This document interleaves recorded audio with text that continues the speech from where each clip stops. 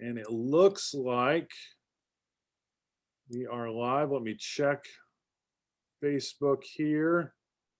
Are we live?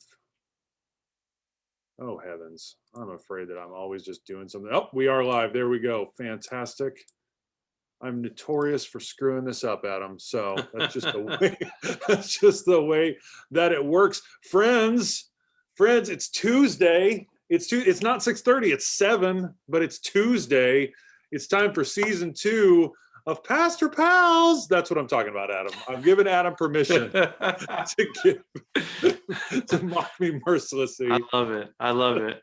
Hey, maybe I'll write a little rap, to go with that. See, this is what I'm talking about. This is fortuitous that we had you on, because I just thought that you were good at, education and interfaith dialogue and lobbying. I did not know that you were also. That's right. So that's right. I'm an up and coming hip hop artist. I just, I haven't figured out. I have the vision.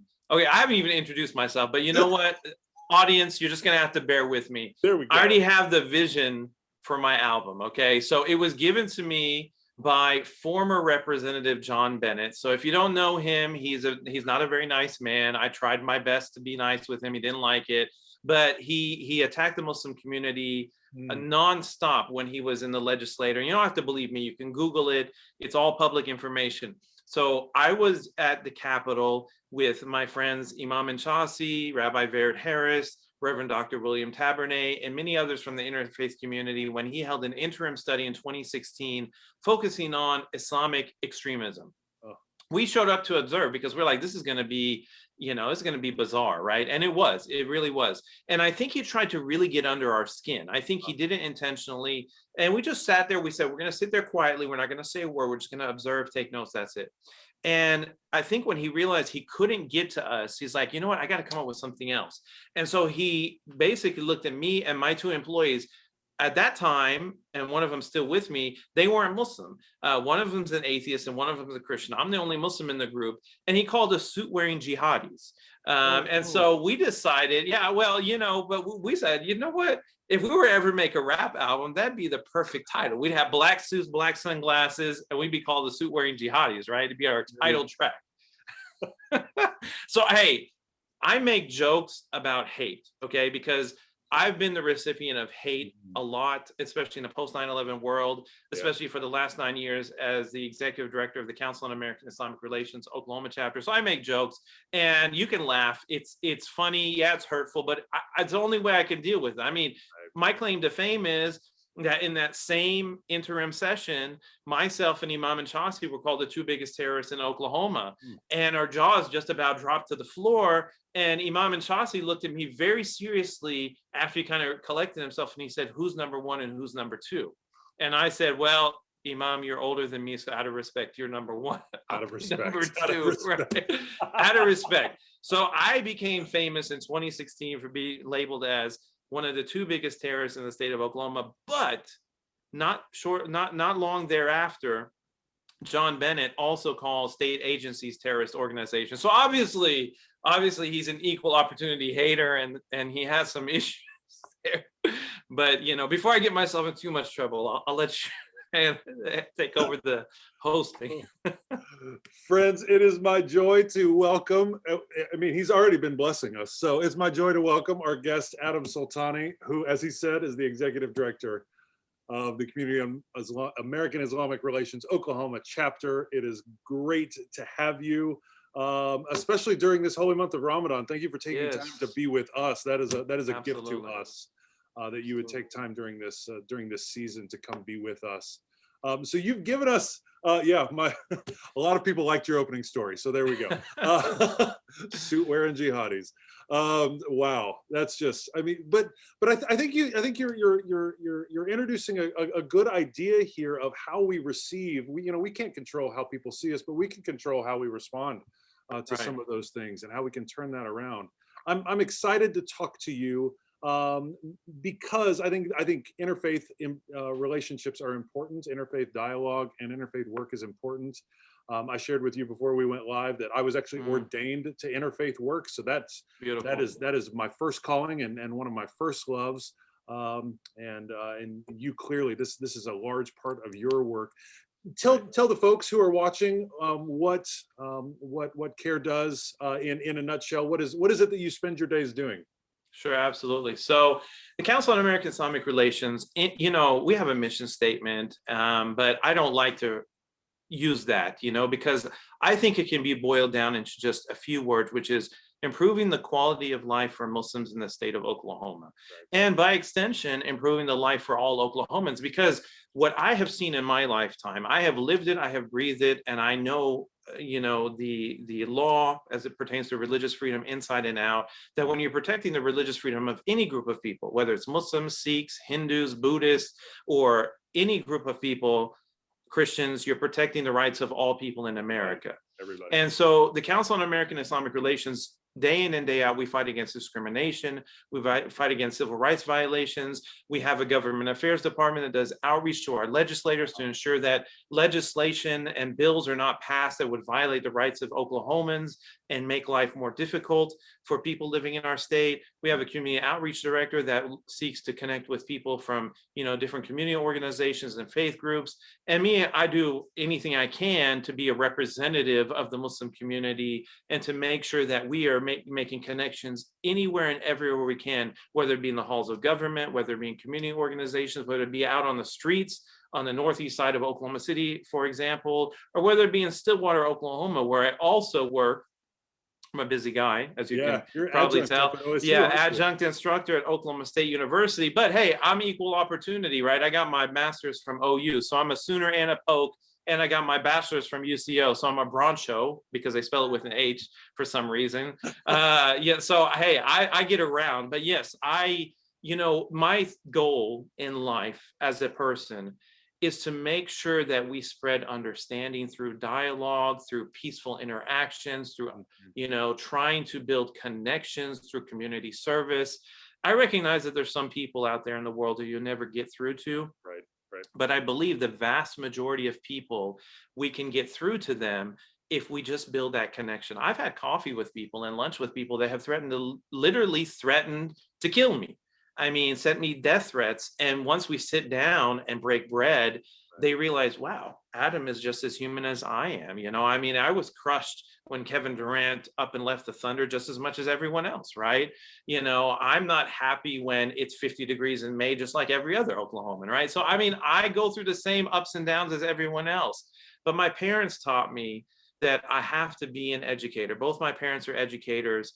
Right. And, I'll tell you, something that they taught me and that stuck with me throughout life is that one of the hard things that I've dealt with in a post 9/11 world is, and, I can deal with a lot of things. I've told you some of the things already. I don't mind if people, they curse at me, they yell and scream at me. I've dealt with a lot. And for better or worse, I've become numb to a lot of things. But one thing I can never become numb to is when someone tells me to go back home. And it's happened numerous times. Right. Because, to me, that's the most offensive thing. It's more offensive than calling me any name in the book or cursing at me. Because to say go back home is to try to tell me that I don't belong, that the American dream is not a part, I don't fit the description of what the American dream is, that I do not have the right to have equal access to America and the opportunities it persists. So when people tell me go back home, I used to get angry. I used to get upset. But both my parents have PhDs. My father's worked in universities since before I was even born. And so he always taught me to use these as educational opportunities. So as I grew older and grew wiser, I realized I will do just that. So if someone tells me to go back home, I look at them, I smile, I say, no, there's no way in hell I'm going back to Kansas, because I like it in Oklahoma. Hey, now listen, as a Kansan, I take offense, sir. Hey, I'm a Kansan too. My mom was born and raised in Olathe. Get out! Where were you born in Kansas? I was born in Kansas City, Kansas, and then we spent time in Manhattan, the Little Apple. Oh my goodness. Okay, so then you will know. I grew up in Tonganoxie. That's where I'm from. Wow, small world. This is amazing. Okay, see, everybody, all you need to do is you just need to import Kansans down to Oklahoma. That's it. We'll take care of everything. I'm a naturalized Okie. I speak English. I speak Okie. I'm here to stay. I'm married in Okie too. But that's the thing, is that I was taught to educate people. Yeah. And that's my lifelong mission, is to educate people and to build bridges no matter what. So I've traveled to all areas of the state, from Stillwater to Ada to Lawton to virtually to Guyman, since I couldn't because of the pandemic. I spoke to a classroom in Guyman, several periods of high school students, So I'll go anywhere, whether it's meet with one person or 1,000 people, just to help people know that, hey, I'm a Muslim, I'm just as normal as you, and that there's a way we can build a foundation of understanding that can lead to trust, that can lead to true love. And I think that's what we need more of in the world. There's been plenty of hate, and we've witnessed that. We don't have to explain that. And what we need more of is love in this world, and we can build that foundation. And that's what I try to teach my students also at Oklahoma State University, about how we can build this foundation through understanding. I teach Intro to World Religions, and it's my favorite. I teach other classes, but that's my favorite, because I feel like you can build such a great foundation by having an overview of the major religions of the world. Yeah. Is this the work that you always thought you were going to do? What did you want to be when you were little and you thought, what am I going to be when I get bigger? What did you think you were going to be when you got bigger?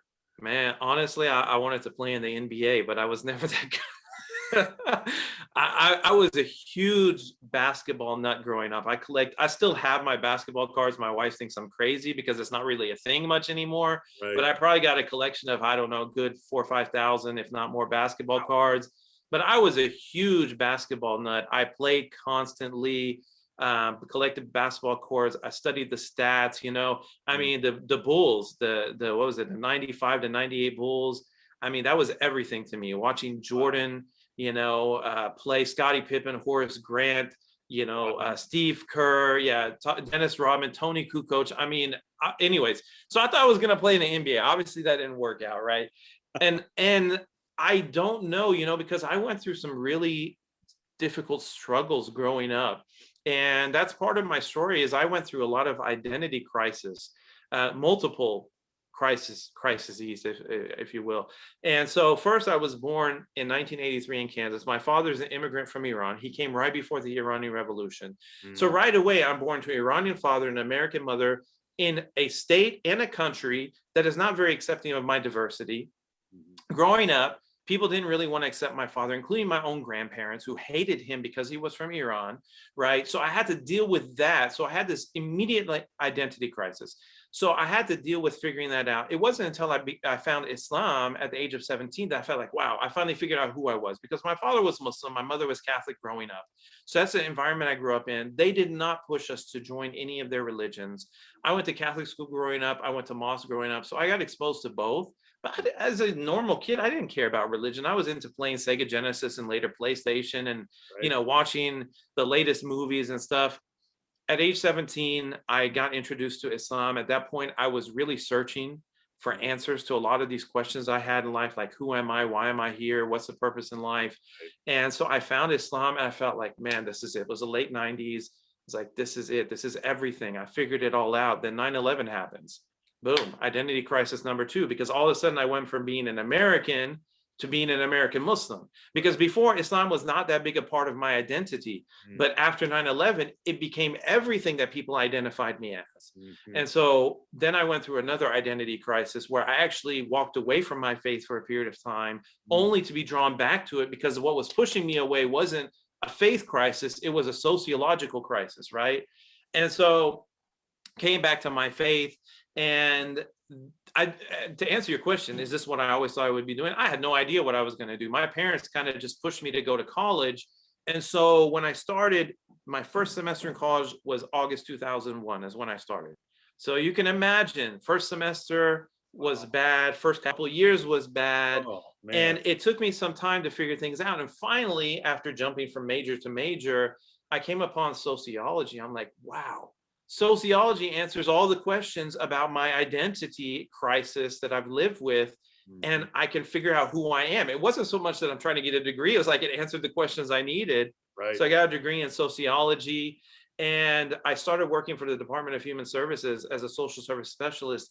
And I didn't really know if that's what I wanted to do, but somebody said that's a good entry-level position. I did it, and I loved it because I was working with people, helping them with the SNAP program, daycare services, sooner care. I love working with people. My wife encouraged me to do my master's. And so I was discussing with a friend of mine who went to OU, and she said, look into OU's advanced programs. They have some interests things you might be interested in. Lo and behold, they had this degree program called Human Relations.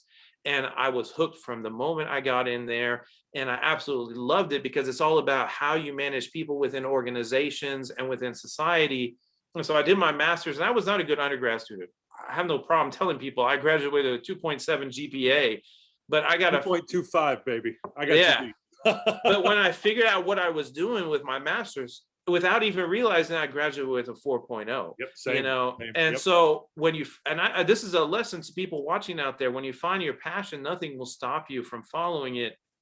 So in the process of completing my master's, while I was working at DHS, I started thinking, you know, what am I going to do? Because unfortunately, the Department of Human Services is not something where it's like easy to work your way up. And they were actually starting to close down offices and go virtual. A lot of changes were coming about. And a position came up with CARE. Well, I knew about CARE, Council on American Islamic Relations, because I was a founding board member in 2006. They wanted a young representative. So when I was in college, I was a youth board member. And so I knew about it. I was a volunteer for all their events. I was friends with the director at the time, Munir Awad. And I saw the position. I'm like, nah, it's not really me. I'm not an attorney. That was my misconception. I was like, I'm not an attorney. It's a civil rights organization. I can't do this. So he called me. He's like, Adam, we need to talk. And he bribed me with brownies and soda. And we went to a local place and had some sweets and everything. And he's like, why didn't you apply for this position? I'm like, I'm not qualified. Well, he corrected my understanding. And I think he saw something in me that I didn't see. So I went back to my wife and some of my close friends. I told them, and they're like, yeah, you're a perfect fit. You should do it. So people saw in me something I did not see. Oh, love it. I had no nonprofit experience. I applied. Next thing you know, July 2012, I'm in the door doing this work, and I'm immediately thrown into the deep end. And I'm not going to go into details, but I was dealing with like about 3 different major civil rights issues right away as I got in the door. And it took me a little while to kind of get my feet wet and figure things out. But come to find out, my passion has always really been working with people. And what better way to do that, especially in Oklahoma, than nonprofit work. And then as far as teaching goes, I kind of always had an idea that I might end up doing some kind of educational type stuff. But that, again, was not part of my actual plans. It was something that kind of just happened.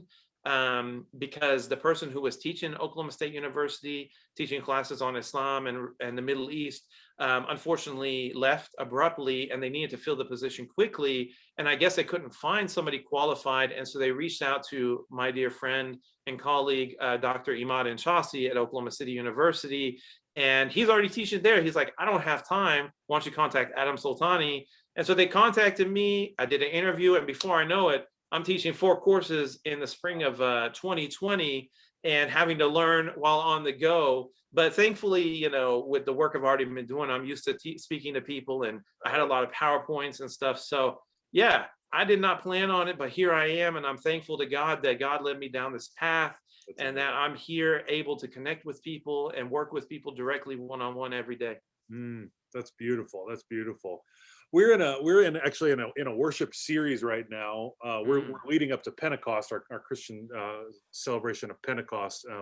One of the things you said earlier about sitting down with people, making connections. One of the things that we're trying to get our minds around is, you know, Pentecost is the reality that humanity was one, and then it was not, and now it is again. And a lot of people still don't believe that. And I'm grateful that you do work that strives to demonstrate to people that we are one people. We are one people. We are a lot the same. We are a lot the same. One of the ways that we're trying to get our minds around this reality of Pentecost, this oneness, and the work that we have to do is we're talking about we're actually reading some passages of our scripture. It's actually during the Last Supper, Jesus's last speech to his disciples. And one of the things that we're trying to tease out in anticipation of this is we have to take care, we have to tend our own relationships with God. And the purpose of tending our relationships with God is in order to serve the world. How have you seen that in your life? I mean, and I mean, this is a leading question, right? Because we're in the holy month of Ramadan. This is what you're in right now. Talk to us about the ways that you try to communicate with folks about tending your relationship with God in order to serve the world. That's a thing that our two wonderful. religions share very deeply and very, Yeah. very connectedly. Absolutely, absolutely. So there's a few things you mentioned that I'll touch on. So number one, one of my favorite verses in the Holy Quran is chapter 43, I believe, verse 19, in which God is telling humanity that he created us from a single soul. So Adam and Eve, the two original, from a male and female. And he created us into different nations and tribes, could be understood as races and ethnicities, so that we could know one another. Ooh. And the term used in the Quran, it doesn't mean just know one another like by name or like Facebook friends or something like that, but intimately to know each other, like to understand each other's condition and to understand, the status, like your health wise and, all those socioeconomic status and all those kinds of things. So it really speaks volumes to me. And then that verse ends by, the one who is best of you is the one who is, most righteous in the sight of God.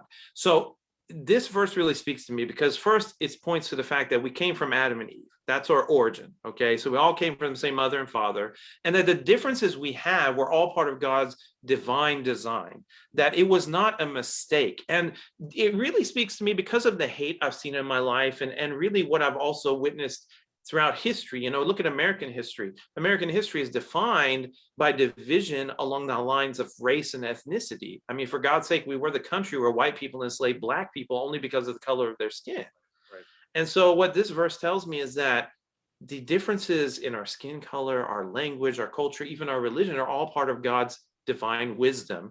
And that the only way that we can distinguish between each other is those of us who are more devout in our submission or our service to God. But at the same time, religion teaches us that we can't judge that. God is the ultimate judge. So it's a beautiful thing because it removes from us that desire to separate each other and the desire to judge amongst each other. My friend, you sound like a Presbyterian. It's amazing. I mean, that's okay. Right. I mean, and that's the truth, right? I mean, one of our confessions, one of our official theological documents says, listen. And I don't know that I necessarily believe about this first part. We've got other confessions that say different things, but it says, listen, God's going to send some to heaven and some to hell, but you don't know which ones. So that's not your problem. It's not your problem to deal with. And I've always appreciated the fact that my problem is how much am I loving and serving other people? That's my problem. Right. My problem is not to judge the eternal state of somebody's soul. That's God's Absolutely. deal. Mine is to do that. Yeah, hey, Tupac said it best when he said, "Only God can judge me." Hey, if you, hopefully people get that, right? I talk to my students like this, and they're like, "Who's Tupac?" I'm like, "Oh, I know." It doesn't it break your heart? It breaks your heart. They don't get, but yeah. So only God can judge you, right? That's the number one. But to answer the question about service, so there's two things that really speak volumes to me when it comes to my faith and service. One, there's another verse in the Quran in which God says that he sent the guidance, he sent books, he sent messengers down to people so that people can uphold justice. So this verse speaks volumes to me because it says, God said, I sent everything to you. I gave you the books, I gave you the guidance, I gave you the inspiration through prophets and teachers and all these things. Now it's up to you to uphold justice. And we believe one of the attributes of God in Islam is the just, that God is the ultimate just. But while we're here on earth, God is testing us through this, right? That if we see wrong, what are we going to do? Are we going to fix it? And that could be whether it be human rights, whether it be civil rights, whether it be things such as food insecurity in Oklahoma. I worked at the Department of Human Services, so I knew a lot about food insecurity. So when I came over to CARE Oklahoma, I said, one of the things we're going to do every Ramadan, we're going to volunteer at the Regional Food Bank of Oklahoma. We're fasting. We're not eating and drinking, but we're going to package food for others. And we've done that every year except for the last 2 years because of COVID. But every year we had like 300 Muslims out there, fasting Muslims, hungry, thirsty Muslims, packaging food and drink for people in need. And then the last thing is one of the sayings of the Prophet Muhammad. And I share this with a lot of people because I think this is something we need in these times, which is if you see something that you dislike, and you dislike it because it's something that God dislikes, Okay, so it's not that you dislike it because, oh, I prefer an iPhone over an Android, right? You dislike seeing injustice because God does not like injustice. Therefore, you should change it with your hand. Physically do something. If you can't, change it with your tongue, speak out. And if you can't, hate it in your heart. And that is the weakest form of faith, which is to hate it in your heart. So he gave you 3 different levels. And at the very least, if we see injustice, we're watching the news, we see people being oppressed somewhere around the world, we see people like in India right now suffering because of COVID. If we can't physically do something, we can't speak out about it, well, in our heart, we should dislike it. That's the very least we can do. So that's kind of my inspiration right there. Wow, that's I like that. I like that. I think that can be very helpful because right, a lot of times we just don't have the knowledge, right? We don't have the knowledge of how we can, but we can certainly condition ourselves to see injustice and hate it. Not become numb to it. Yeah. Westminster Presbyterians, Westies. Adam, our friend, mentioned the regional food bank. One of our own, Stacy Dykstra, is the leader of the regional food bank at this point. So, right, we've got some good connection. You know what? I think next year during Ramadan we should join you. We should maybe partner up with you and do that and really try to build some connections there as well. Would love to. Yeah. Friends, I would encourage you. The CARE is doing a lot of good work, raising a lot of money for several aspects. I made a donation to CARE just last night, and I would encourage you all to do the same as well. I'll put a link for the donations in the description. Adam, what is the focus of today? It seems like each day you've got a different focus, which is that's smart marketing, my man. That is smart marketing. You're good at your job. What's the focus for today? Well, this year, I'll tell you a few things. So this year has been a crazy year when it comes to legislation at the Capitol. So our government affairs department has been in overdrive, and we have just been monitoring legislation left and right. And I'll tell you, one of the worst pieces of legislation I've ever seen in my 9 years of doing this work is House Bill 1775. And I think people need to be aware of that. To me, that bill basically tells educators that we don't want you talking about the real facts of racism and the history of racism in America. So I'm not going to get into too much detail, but I encourage people to check out House Bill 1775, read up upon it and make up your own mind about it. But I am really heartbroken about that because one of the things that I have done in my own personal time, I have been out there trying to educate myself about the parts of history that I don't know enough about, especially like the Tulsa race massacre, and the centennial of that is coming up. So that's something that's been on our minds as of late. And one of our big focuses this summer that we're working on as a project, we're actually been working on 2 big projects outside of the normal, civil rights and community outreach that we do, is we're going to be working on developing a very strong prison outreach program. So we've been raising money for that this month, and we want to have an educational curriculum for Muslims and incarcerated Muslims, because a lot of Muslims they convert to Islam in prison, so they don't have the ability to get the basic education that they need. We also want to be able to provide them with the resources they need, so copies of the Holy Quran, prayer rugs, hijabs for women, and things like that.